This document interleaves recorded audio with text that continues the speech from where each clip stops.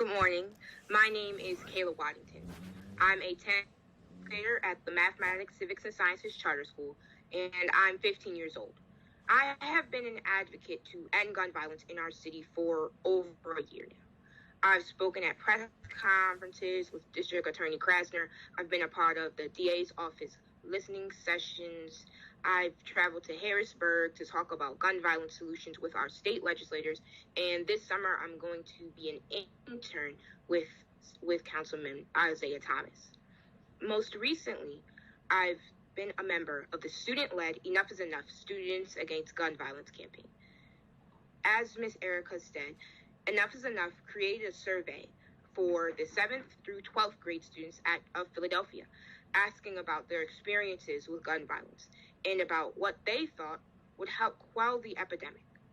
I surveyed over 200 teenagers out of the more than 1,300, and one conclusion I've reached is that limited spaces available for talking about the problems in our world breed a sense of hopelessness. In response to being asked to take the survey, some people said, "Why? Not like anything is going to change." Students are beginning to think that nothing can be done to fix this issue of gun violence. I would like to direct your attention to 2 data points from our 13-question survey. Our survey results showed that 72.5% of Philadelphia's youth have been impacted by gun violence in some way. Some have a loved one who has been shot, while many others worry about the safety of friends and family members, as well as themselves. When I think about what I've learned about the difference between the teenage mind and the adult mind, this data point becomes even more alarming. You see, our brains lack the ability to reason or make good judgments because the prefrontal cortex, the part of the brain that makes decisions, isn't fully developed until age 25. This means teenagers act more on feelings and emotions than rational logic. Our brains don't perceive the concept that there is a future or that our actions have consequences. It's hard to care about school or doing well on the Keystones when we're worried about our own safety, or when you don't even believe you'll live past 20. To account for the developing minds of teenagers, schools need to teach us conflict resolution skills so people don't get hurt. How many shootings and deaths could have been avoided if teenagers were just taught to problem solve, resolve conflicts, and think before they act? Take the South Street shooting, for example. 11 people were injured and 3 people were killed because an 18-year-old and a 17-year-old heard gunshots and figured they should start shooting too.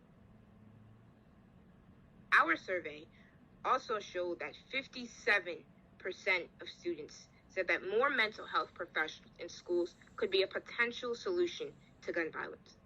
I come before you asking that you allocate resources to schools so that every school has a necessary mental health professional to student ratio.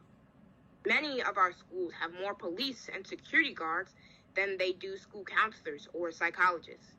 According to the American School Counselor Association, there should be 1 counselor for every 250 students to help students plan and prepare for their futures, whether that be college, the military, trade school, or joining the workforce. Schools also need 1 psychologist for every 500 students to help students deal with any mental health crisis they may be facing. If this is the suggested required number of professionals under normal circumstances, what should the ratio be after a global pandemic in a city with gun violence rates like ours? Many states and school districts across the country do not meet these standards. Philadelphia is one of them. If our city can allocate resources to schools in the form of more therapists and counselors that kids can talk to about what is happening beyond the school walls, we won't have to hold everything inside anymore. There's a well-known quote that is scientifically proven. Hurt people hurt people. When kids don't have a place to let out their anger and aggression towards the world in positive ways, they do so in violent ones. Providing students with a space to talk about things like gun violence can prevent them from becoming perpetrators of violence themselves.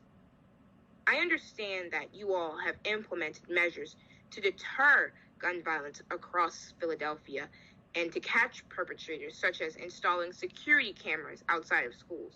But the truth is the people who are shooting aren't thinking far enough ahead to consider the consequences of their actions.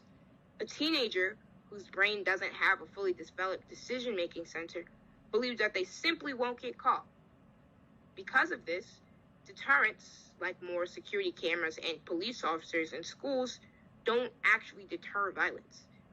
Providing teenagers with a safe place to talk about their lives can help quell any sense of hopelessness that comes with living in a post-pandemic world full of gun violence. Providing teenagers with counselors who help us to see and believe there is a future will give us hope and something to look forward to, something to live for. Providing teenagers with conflict resolution skills can make someone think before they pull out a gun. Philly's youth needs the city council to allocate more resources to schools in the form of counselors and psychologists so that we aren't scared to live in this world that we will soon inherit. Thank you for listening.